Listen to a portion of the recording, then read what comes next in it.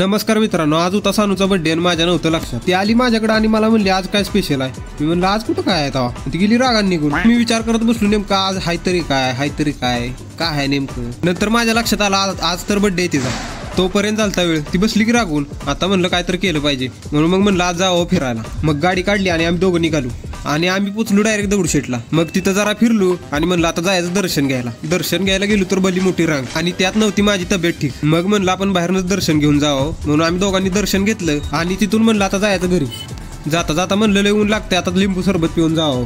मग लिंबू सरबत प्यायला थांबलो. लिंबू सरबत वगैरे पिऊन घेतला आणि आम्ही तिथून निघालो घरी. जाता जाता म्हणलं गोळ्या आणि भाजी घेऊन जावं. मग गोळ्या आणि भाजी घेतली आणि आम्ही निघालो घरी. चानून बनवलेली आज भाकरी. मग तिला म्हणलं आण 35 भाकऱ्या खा तू सोका पाठ लागत. पण नंतर लक्षात आलं पुण्यात आपल्याला काय बांध गावायचं नाही, नको भाकऱ्या खायला. म्हणून मग जेवण केलं. तोपर्यंत आला बहिणीचा फोन. मी आली मला न्यायला. गाडी काढली आणि निघालो तिला आणायला. ती पण वाटच बघत बसली होती कधीशी येतोय. मग तिला घेतली आणि निघालो घरी. घरी येऊन तिचं सामान ठेवलं आणि मी निघालो दवाखान्यात. जाता जाता बघितलं तर आलेली दुर्गादेवी बसवायची तयारी. मग तिथनं आपण आलो डायरेक्ट दवाखान्यात आलो तर डॉक्टरच नव्हता. मग डॉक्टर आला की चेक केलं आणि गेलो मेडिकलमध्ये गोळ्या घ्यायला.